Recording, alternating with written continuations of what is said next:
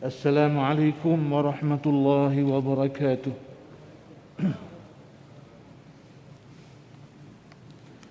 Bismillahirrahmanirrahim. Alhamdulillahi rabbil alamin. Hamdan hamidin, hamdan syakirin. Hamdan yuwafi na'amahu wa yukafi'u mazidah. Ya Rabbana lakal hamd كما ينبغي لجلال وجهك الكريم ولعظيم سلطانك. اللهم صل على سيدنا محمد وعلى آله وأصحابه ومن سار على نهجه ومن دعا بدعوته إلى يوم الدين. أما بعد.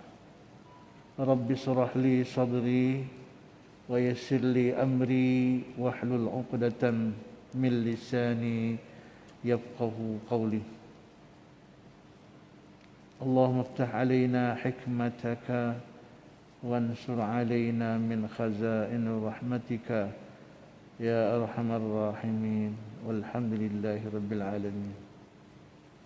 قال المصنف رحمه الله تعالى ونفعنا بعلومه في الدارين.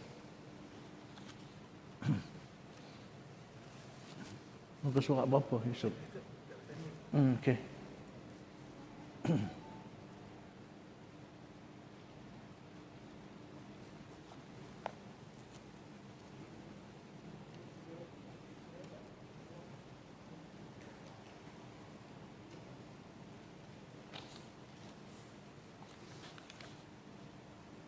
Baik.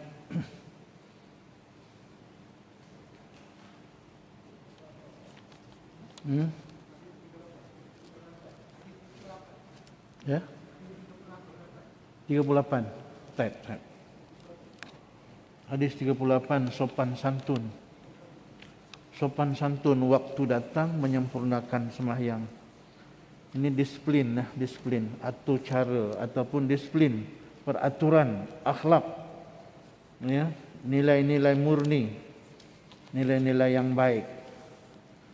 Muka surat 81, sopan santun waktu datang menyempurnakan sembahyang. Ada sopan santun, tata tertibnya, ada akhlaknya, ada disiplinnya, ada caranya. Nak datang sembahyang, kita daripada rumah sampai ke masjid, masuk masjid, semua dipenuhi dengan akhlak, sopan santun. Bukan macam nak ke market, bukan macam nak ke kebun. Ya, ada caranya. Apapun tuan-tuan, kita berpandukan kepada hadis Nabi sallallahu alaihi wasallam. Mari sama-sama kita menatapi ataupun mengikuti apa yang telah dipesankan oleh Rasulullah sallallahu alaihi wasallam, atur cara ataupun bagaimana cara kita nak datang untuk menyempurnakan sembahyang. Bertolak pada hadis yang ke-38. Bismillahirrahmanirrahim. An ibni Abi Qatadah. An ibni Abi Qatadah qala bainama nahnu nusalli ma'an nabiy sallallahu alaihi wasallam idza sami'a jalabata rijalin falamma sala qala ma sya'nukum qalu ista'jalna ila as-salah qala fala taf'alu idza ataitumus salah fa'alaikum bis-sakinah fama adraktum fasallu wa ma fatakum fa'atimmu. Lagi sekali tuan-tuan. Bismillahirrahmanirrahim. Wa an ibni Abi Qatadah qala bainama nahnu nusalli ma'an nabiy sallallahu alaihi wasallam idza sami'a jalabata rijalin falamma shalla qala ma sya'nukum qalu ista'jalna ila as-salah qala fala taf'alu idza ataitumus shalah. Fala taf'alu, kata Nabi, fala taf'alu, jangan kamu buat macam tu. Sebaliknya Nabi kata, idza ataitumus shalah fa'alaikum bis sakinah fama adraktum fasallu wa ma fatakum fa'atimmu. Sadaqa Rasulullah sallallahu alaihi wasallam, telah benar segala ucapan, pesanan, ya, pelajaran yang telah disampaikan, yang telah diberitahu, yang telah diucapkan oleh Nabi sallallahu alaihi wasallam, semua benar. Ya, ini bukan kelakar. Ini bukan ngomong-ngomong kosong, main-main saja, cakap saja, tak ada.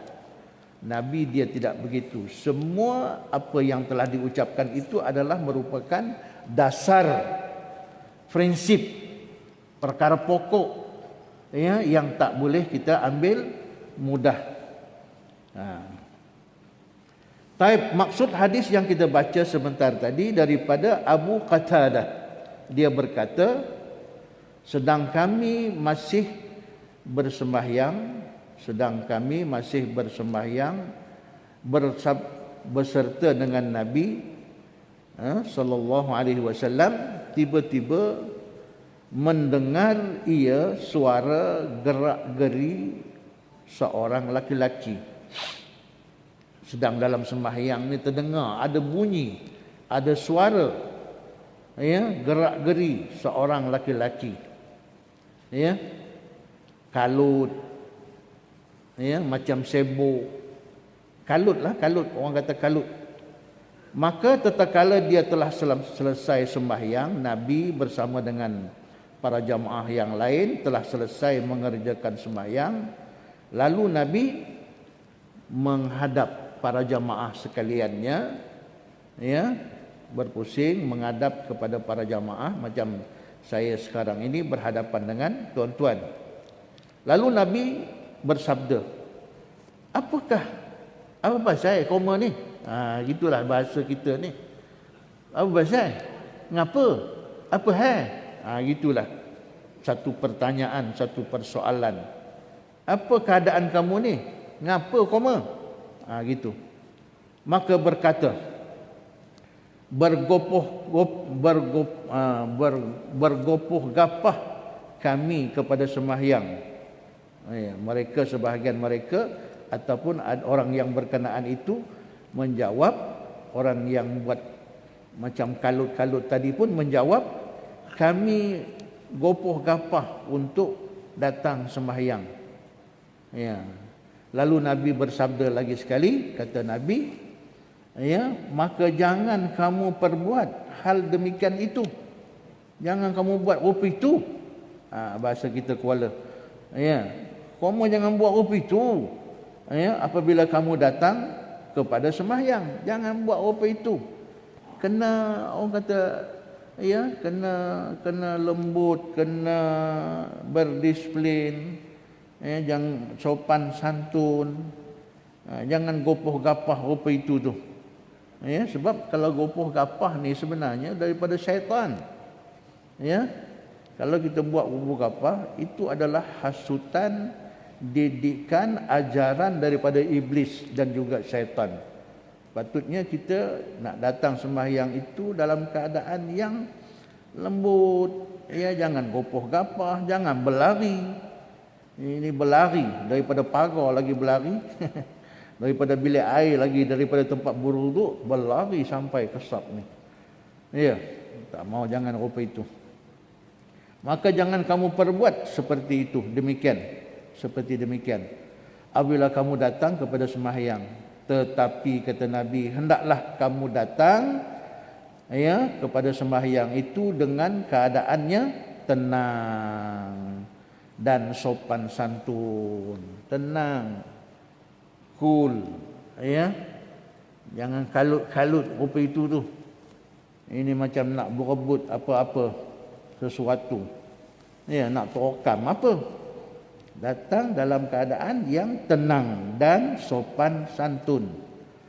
Apa yang kamu dapati, ya, daripada sembahyang itu, rakaatnya ke banyak rakaatnya ke, 2 rakaat ke, 3 rakaat ke, ya, apa yang kamu dapati, maka bersembahyanglah kamu. Kalau kamu sempat 2 rakaat, kita sembahyang maghrib tadi, sempat 1 rakaat bersama dengan imam, maka itulah yang kamu dapat. Kalau kamu dapat penuh 3 rakaat full sepenuhnya bersama dengan imam, maka itulah yang kamu dapat. Ya. Jangan buat kalut-kalut rupa itu, berlari-lari, tersungkur, tersembam, padah. Jadi padah, jadi jadi petaka pula. Jadi jangan buat kalut. Tersepak bendul ke, terlanggar comin ke, mana tahu. Jangan buat kalut. Lari, melangkah kepada saf atau kepada sembahyang itu dalam keadaan yang lembut, sopan santun, ya, begitu. Apa yang kamu dapati, maka bersembahyanglah kamu. Dan apa yang kamu luput, yakni tak dapat rakaat, dapat 1 rakaat, 1 rakaat lah. Bila dapat 1 rakaat, nanti bila imam dah salam, kamu sempurnakanlah sembahyang itu. Kamu tertinggal 2 rakaat, tak dapat bersama dengan imam, hanya dapat 1 rakaat sahaja, sempurnakan lagi 2 rakaat itu. Itu maksudnya. Jangan kalut. Kalau nak dapat penuh, datang awal. Jangan buat lewat-lewat. Gitu. Gitu ya. Jadi itu adalah merupakan perkara dasar, ya, yang diajar oleh Nabi sallallahu alaihi wasallam. Nak sembahyang itu, nak sembahyang pun dalam keadaan yang kita sopan santun, ada akhlaknya, ada disiplinnya, ya. Nabi larang. Mudah-mudahan kamu nakkan pahala penuh 3 rakaat sembahyang maghrib bersama dengan imam. Kamu nakkan pahala penuh. Mudah-mudahan Allah akan beri pahala yang kamu tuntut, pahala yang kamu kehendaki, atau ganjaran yang kamu kehendaki itu Allah boleh bagi. Tapi Nabi kata lain kali jangan buat dah. Lain kali jangan buat rupa itu, kalut-kalut. Mujur tak tersungkur. Kalau tersungkur ke, jatuh ke apa, ke tersepak, terlanggar comin ke apa, padah. Jadi itu suatu perkara yang nampaknya enteng sahaja, perkara macam main-main sahaja, ya tuan-tuan, ya. Tapi ia adalah perkara yang pernah dipesankan oleh Nabi sallallahu alaihi wasallam. Bila datang kita nak mengerjakan sembahyang berjamaah di masjid, maka hendaklah datang dengan dengan akhlak, dengan sopan santun, jangan berlari-lari, ya. Berapa rakaat kamu dapat bersama dengan imam, maka itulah yang kamu perolehi.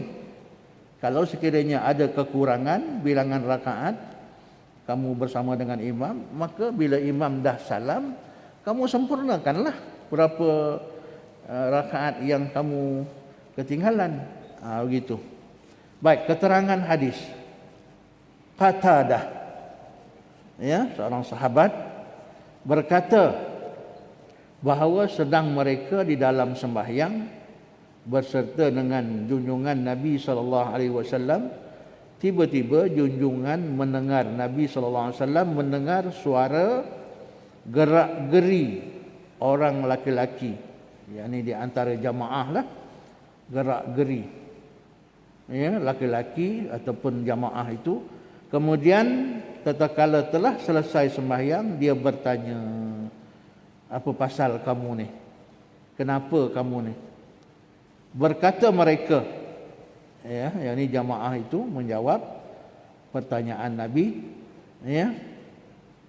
Bergopoh kapah, dia menjawab, kami bergopoh kapah nak dapatkan gopoh gapah tu supaya nak dapat rakaat tu penuh bersama dengan imam.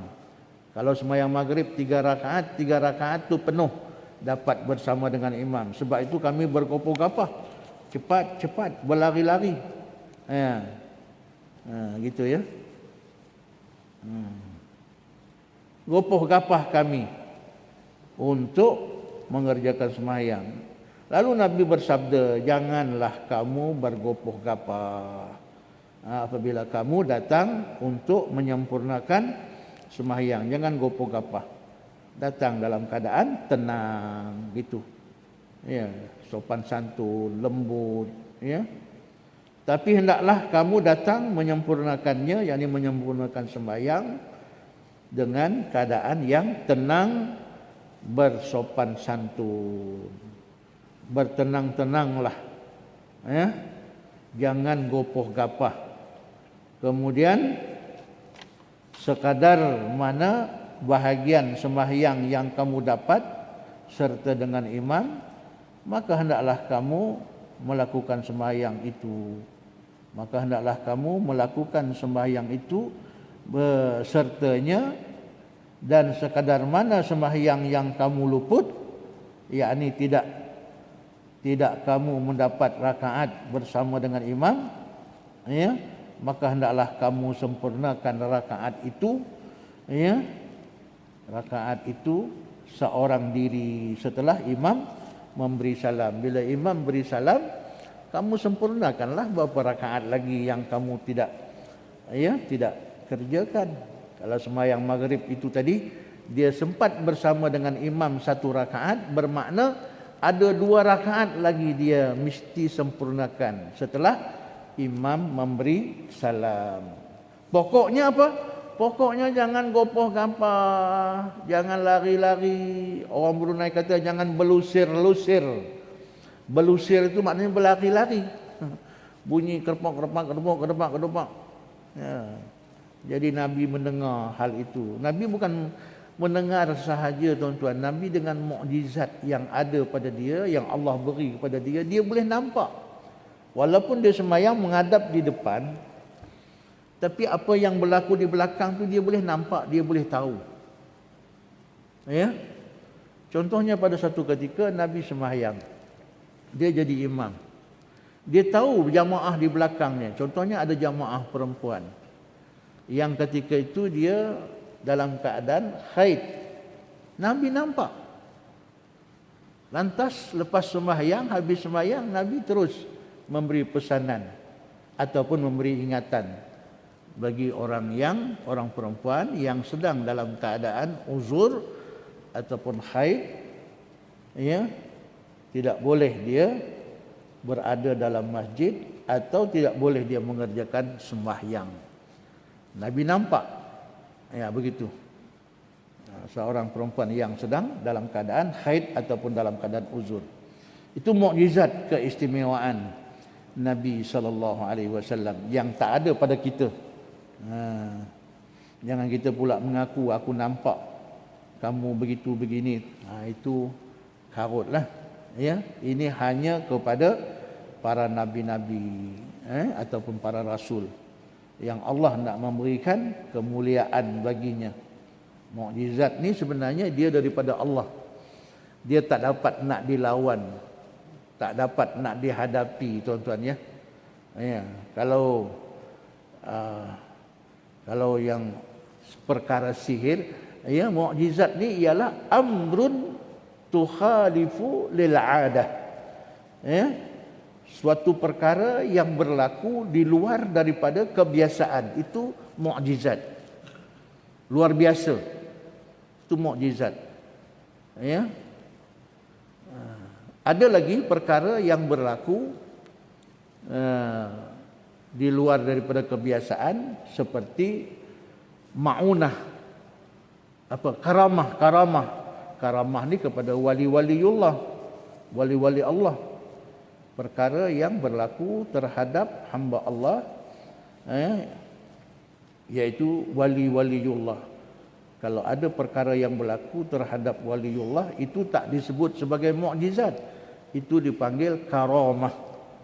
Kalau orang biasa macam kita ni, orang biasa, ya, tiba-tiba berlaku perkara yang pelik atas diri kita, itu bukannya karamah, itu juga bukannya mukjizat, itu disebut sebagai maunah. Ma'unah ni pertolongan Allah. Macam contohnya ceritalah ya. Kita pernah berhadapan, kita pernah berlaku di negara kita Mei 13 atau 13 Mei. Banyak kita dengar cerita parang tobang lah apalah, apa kan? Parang tobang itu ma'unah, pertolongan Allah. Allah nak tolong orang Islam, berlaku kepada mana-mana orang yang Allah Ta'ala kehendaki, bagi bantuan. Itu ma'unah. Bukan ma'unah di sauk tu, bukan. Itu ma'unah juga disebut sebagai ma'unah.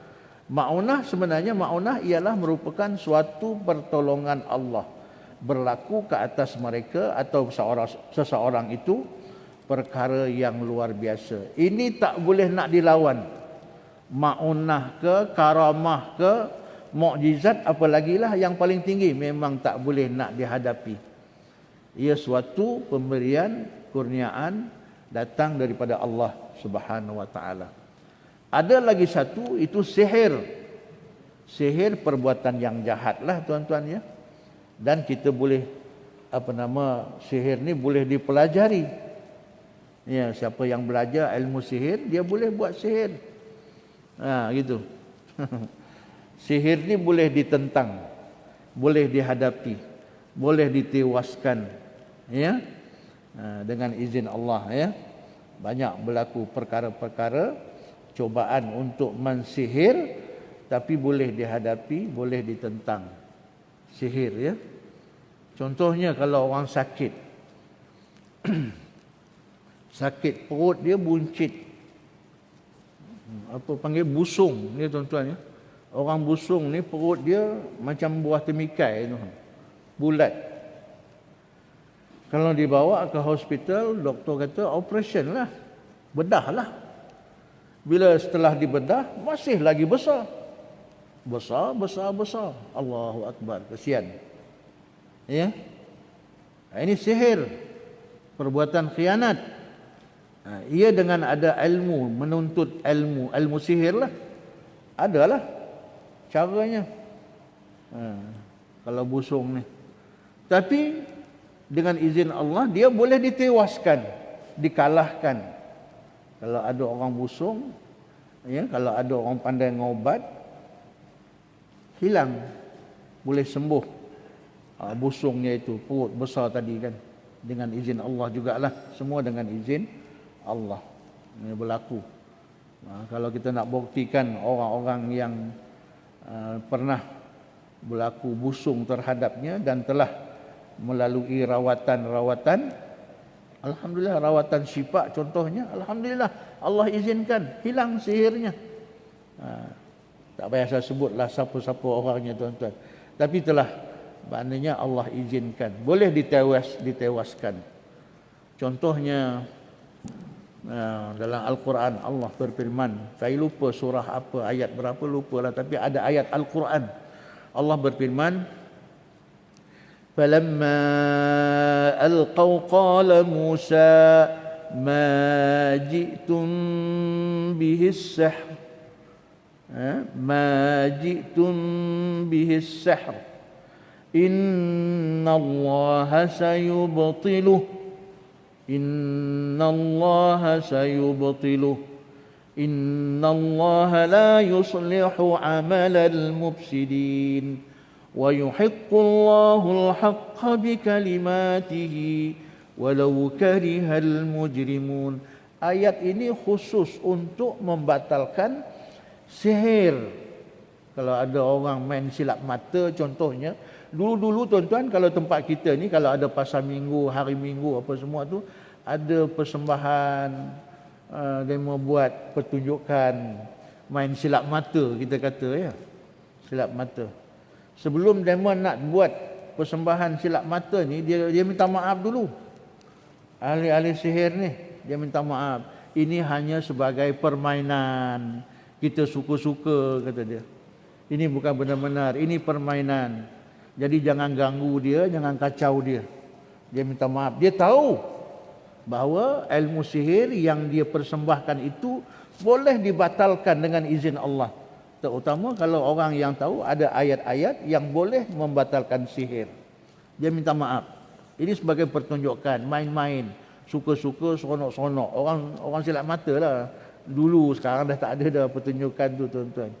Memang izin Allah, ya. Ya, kalau diizinkan oleh Allah, batal sihirnya itu. Boleh ditewaskan kalau sihir ni. Tapi kalau mukjizat ataupun karamah kepada wali-waliullah ataupun maunah, pertolongan Allah, mana-mana orang yang Allah Taala nak bagikan pertolongan, dia tidak dapat ditewaskan. Luar biasa. Ya. Suatu kurniaan itu disebut sebagai amrun tukhalifu lil 'adah. Suatu perkara yang berlaku di luar daripada kebiasaan. Ya. Tapi kalau sihir boleh dibatalkan, ya, boleh dibatalkan. Contohnya lagi satu sihir. Kalau ada orang yang ilmu sihir, kalau dia contohnya lah, dia nak mengkhianati seseorang. Contoh seorang perempuan. Seorang perempuan tu dia punya period dia punya haidnya itu tak berhenti sepanjang masa. Perempuan ni dah kahwin, contohnya saya bagi contoh. Perempuan ni dah kahwin, ada suami, dah ada anak pun. Tapi satu ketika perempuan ni dia kedatangan haid dan haidnya tu tak berhenti. Tak berhenti. Satu hari dia perlu kepada modest dia tu bukan 3-4 keping satu hari, bahkan dia pakai bandel. Satu bandel pun tak cukup. 20 minit terpaksa tukar, 20 minit tukar dia punya pampers dia tu. Bukan pampers, modest dia tu kan. Jadi tak berhenti. Seminggu, 2 minggu, 3 minggu, sebulan, 2 bulan, bahkan berbulan-bulan, bertahun tak berhenti keluar darah. Ini perbuatan sihir. Ya. Yang kita dapat maklumat, tuan-tuan dapat tahu perbuatan sihir seperti itu. Tapi adalah jampi-jampinya, baca-bacanya dengan iblis syaitan lah. Dia ambil paku yang panjang 5 inci contohnya, paku panjang 5 inci, kemudian dipacaknya paku itu di laluan air, macam air limbah. Rumah orang dulu, rumah kampung adalah air limbah. Kalau rumah taman kita tak ada air limbah, ya. Orang kampung, kalau di kampung ada air limbah. Tempat air yang basuh pinggan apa semua tu, itu dikatakan air limbah. Dipacaknya paku di situ, selagi mana paku itu terpacak di laluan air limbah itu, ya, selagi mana tak kering air limbah itu, selagi itulah tak berhenti dia punya period dia ataupun haid dia. Nayalah kawan-kawan. Perempuan tu pun naya, suaminya pun dah lain macam dah ni, apa hal ni? Sepanjangan haid. Patutnya haid ni dalam tempoh seminggu. Kalau lebih daripada seminggu pun jangan lebih daripada 14 hari. Kalau lebih daripada 14 hari itu bukan lagi haid, itu namanya istihadah, ya, istihadah, penyakit. Ya, tak lebih daripada 14 hari. Ini berbulan-bulan atau sepanjang tahun, subhanallah. Saya terlibat dalam rawatan syifa, tuan-tuan. Masalah-masalah yang saya sebutkan tadi itu memang terdapat dan banyak, ya, orang yang berlaku ke atas mereka yang macam tu, yang period tak berhenti. Alhamdulillah dengan izin Allah kita pun baca ayat Quran. Ya tuan-tuan, bukan kita pandai sangat pun, tapi kita baca Al-Quran. Alhamdulillah izin Allah berhenti. Tidak lagi haid itu keluar ataupun berterusan dengan tidak berhenti. Tuan-tuan yang dirahmati Allah. Jadi perkara amrun tukhalifu lil 'adah, perkara yang menyalahi daripada kebiasaan. Itu ada beberapa perkara lah, ya tuan-tuan yang dirahmati Allah. Jadi Nabi nampak, Nabi kalau dia menghadap di depan pun, tapi di belakang dia boleh nampak, dia boleh tahu. Ya. Apalagi kalau orang tu datang dalam keadaan kelang kabut macam berlari, lagilah diketahui oleh Nabi. Maka Nabi dengan tujuan untuk mengajar kepada umatnya, selepas habis sembahyang terus Nabi memberikan pesanan peringatan supaya tidak berulang lagi perkara seumpama itu. Jangan kalau nak datang sembahyang datanglah ke tempat sembahyang itu dalam keadaan yang tenang, tuan-tuan ya. Begitu. Baik.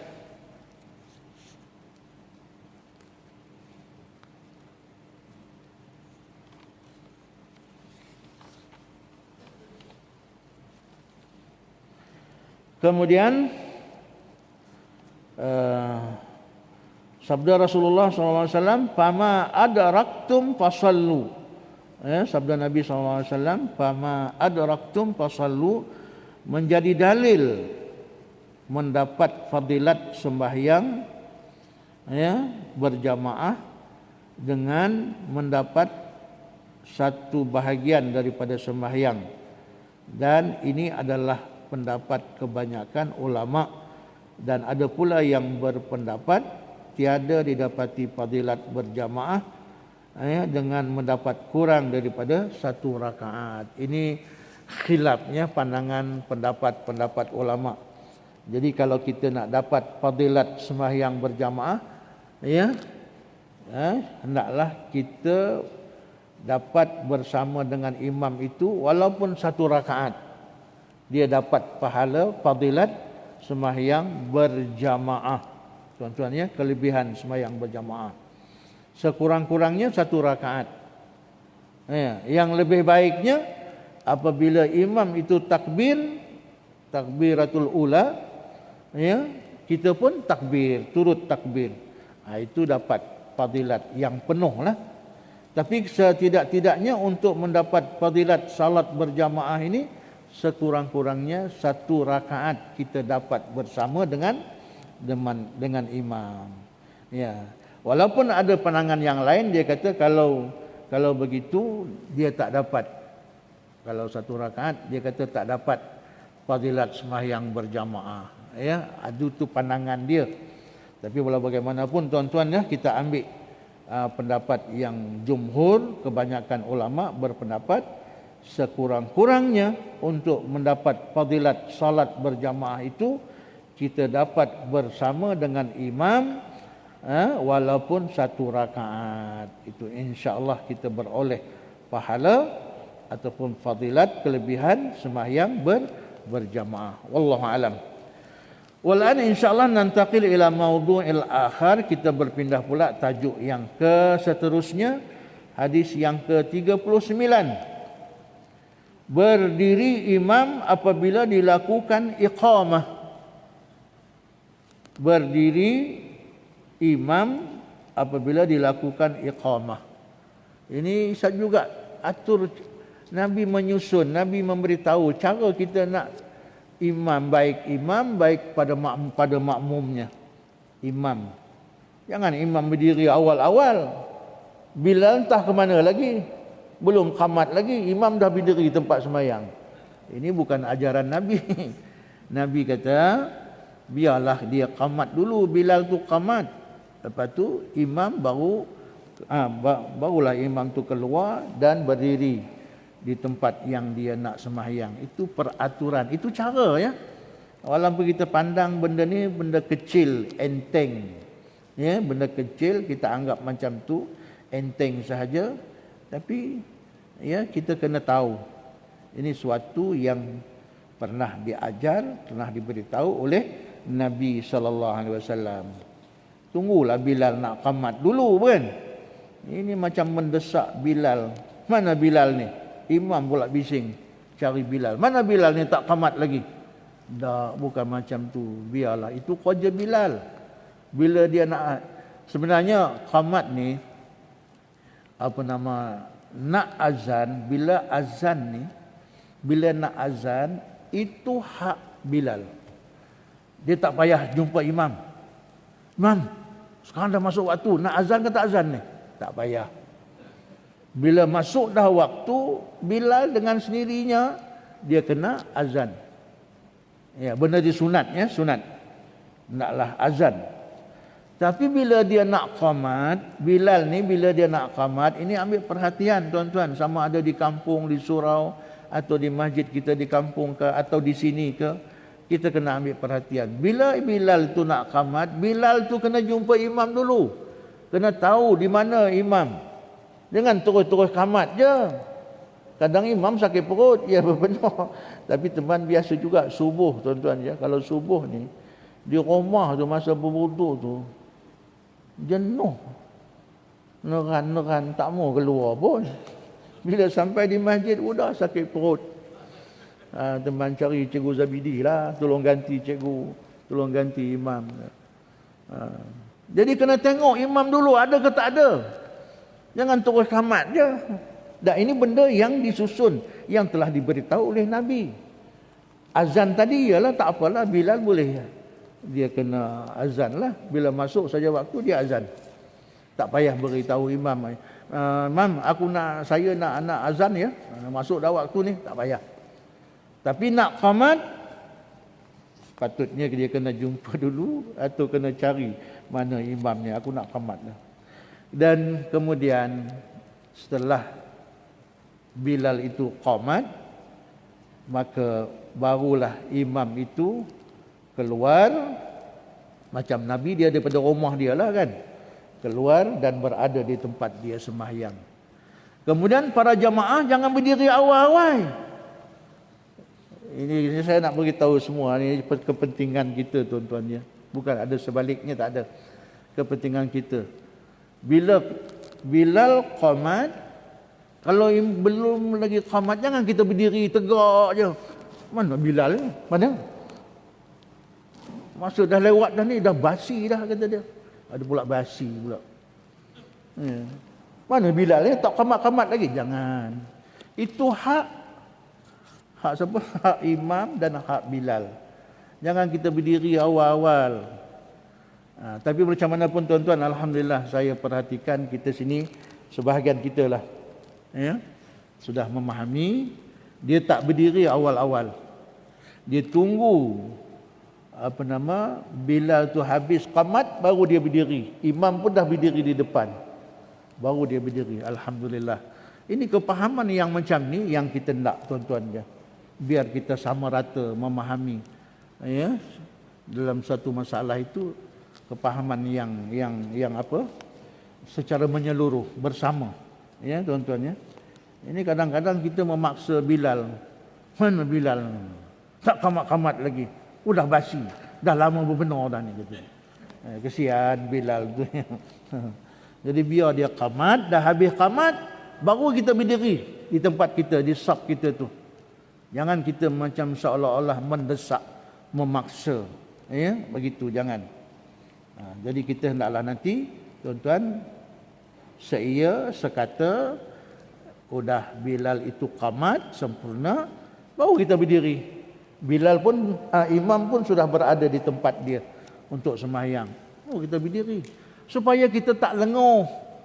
Berdiri lama sangat nunggu imam pun tak keluar, Bilal pun tak qamat. Siapa suruh hang berdiri? Selalu kita marah Bilal lah yang jadi mangsanya kan. Kerana apa tuan-tuan? Kerana kita mungkin kita belum pernah, kita tak mengetahui ataupun belum diajar lagi dalam hal-hal demikian. Sebab itu kita berbalah, bercanggah, menyalahi daripada apa yang dipesankan oleh Rasulullah SAW. Baik, berdiri imam apabila dilakukan iqamah.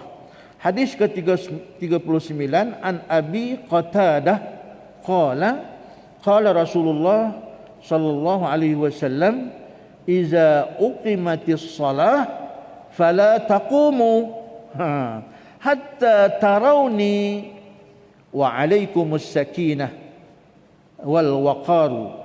Lagi sekali, an Abi Qatadah qala Rasulullah sallallahu alaihi wasallam, idza uqimatis salah fala taqumu hatta tarawni wa alaikumus sakinah wal waqaru.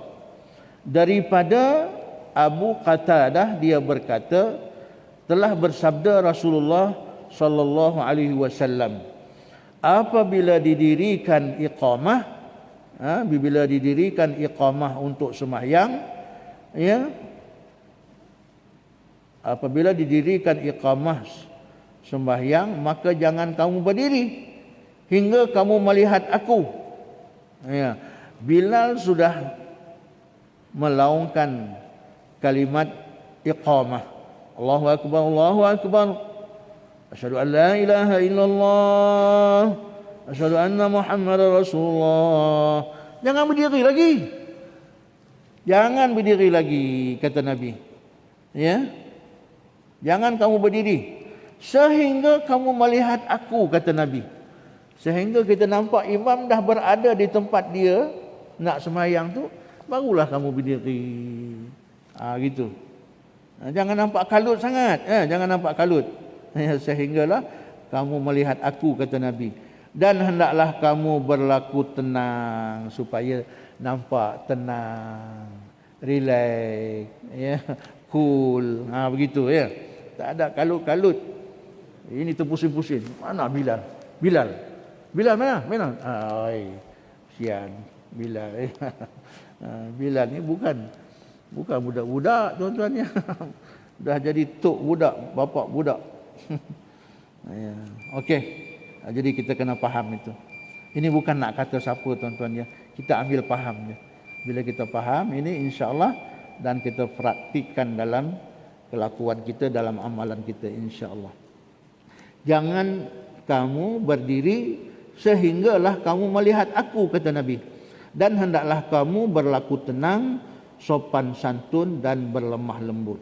Keterangan hadis yang kita baca sebentar tadi daripada Abu Qatadah, dia berkata, telah bersabda Rasulullah sallallahu alaihi wasallam bahawasanya apabila didirikan iqamah sembahyang, maka janganlah kamu berdiri kepada sembahyang hingga kamu melihat aku berdiri. Yang demikian itu supaya tidaklah lama sangat berdiri menunggu-nunggu. Jangan berdiri lama sangat nunggu, lenguh kaki. Bila tak kamat-kamat juga, imam tak tubik-tubik juga, tak keluar juga daripada biliknya. Gitu. Bila kamu nampak imam, baru kamu berdiri. Tapi di sini bukan sebagai kita ambil pelajaran, peringatan, tuan-tuan. Sebahagian kita telah pun memahami hal ini. Ya, alhamdulillah. Sebahagian kita, bukan semua. Tapi apa pun, elok kita semua memahami hal ini supaya kita tak ada lagi bertekak-tekak, marah itu, menyindir dan sebagainya. Tak payahlah sindir-sindir. Kita nak sembahyang, kita nak hadap Tuhan. Ya, bulat mata, berjegir-jegir pula. Aja nak sembahyang apa itu. Ya, baik. Telah bersalah-salahan ulama pada menentukan bilakah waktu bangun untuk bangkit kepada memulakan sembahyang. Kebanyakan ulama berpendapat bahawa waktu itu ialah setelah selesai iqamah. Bila dah habis iqamah, bolehlah kita berdiri.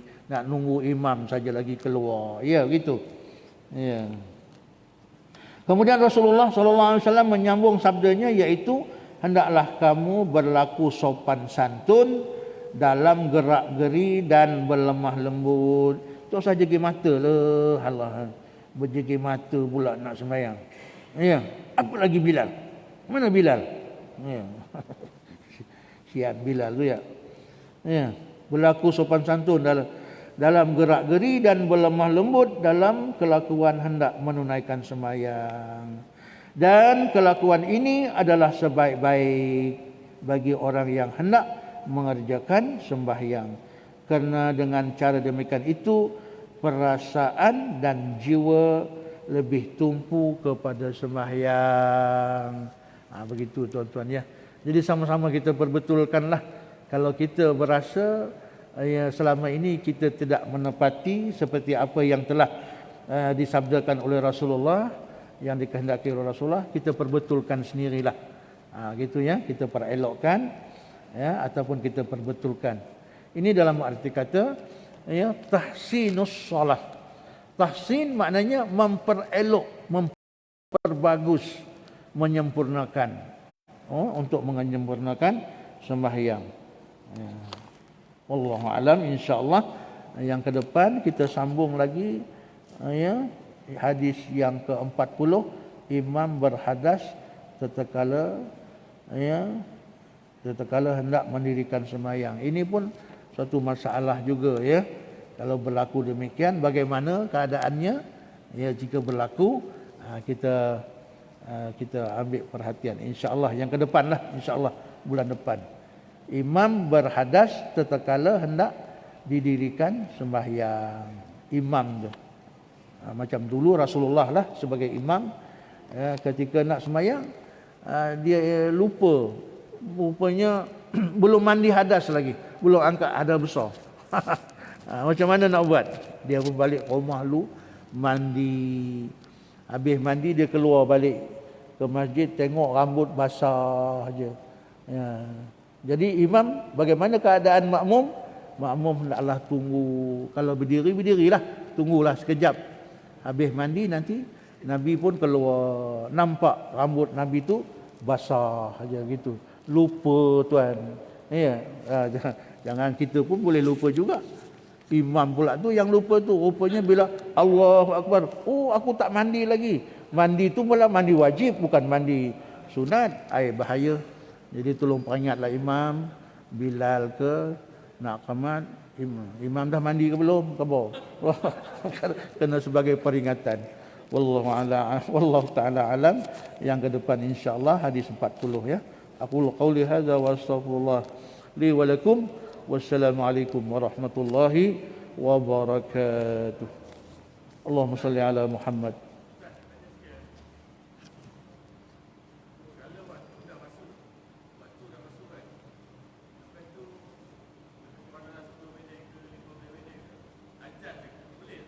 Boleh? Yang afdalnya azan.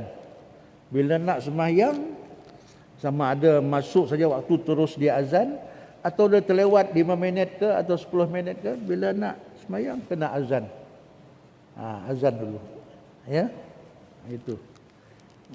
Begitu juga iqamah. Ya. Itu bagi laki-laki lah. Kalau perempuan dia tak disunatkan azan. Dia hanya disunatkan iqamah lah. Kalau jamaah itu jamaah perempuan. Kalau jamaah itu laki-laki, disunatkan azan walaupun dah lewat masanya. Disunatkan juga azan. Wallahu alam. Itu maknanya lebih afdal, lebih utama. Tapi kalau dia tak azan, macam mana? Tak menepati apa yang disabdakan oleh Rasulullah sallallahu alaihi wasallam. Bila nak sembahyang, hendaklah dia azan. Sama ada dia di masjid ke atau di padang pasir. Hadis yang lepas kita dah baca, satu pengembala kambing duduk di padang pasir sana, dia dengan kambing dia je. Dia dengan kambing dia je. Walaupun begitu, ya, kalau dia nak sembahyang dia kena azan dulu. Gitu. Bukan kena tu, benda tu sunat kan, bukan wajib azan ni. Dia hendaklah dia azan dahulu. Walaupun di sana padang pasir sana, dia hanya dengan kambing dia sahaja. Kalau nak sembahyang, azan. Ya. Wallahu alam. Insya-Allah kita sambung balik. Aqul qauli hadza wa astaghfirullah li wa lakum. Wassalamualaikum warahmatullahi wabarakatuh. Alhamdulillahirabbil alamin wassalatu wassalamu ala asyrafil anbiya wal mursalin wa ala alihi washabihi ajmain. Allahumma ja'al jam'ana hadza jam'an marhuma wa tafarruqana min ba'dihi tafarruqan ma'suma. Allahumma khtim lana bi husnil khatimah wa la takhtim alaina bi su'il khatimah. Wa sallallahu ala sayyidina Muhammad wa ala alihi wa sahbihi wa sallam. Walhamdulillahirabbil alamin. Taqabbalallahu minna wa minkum.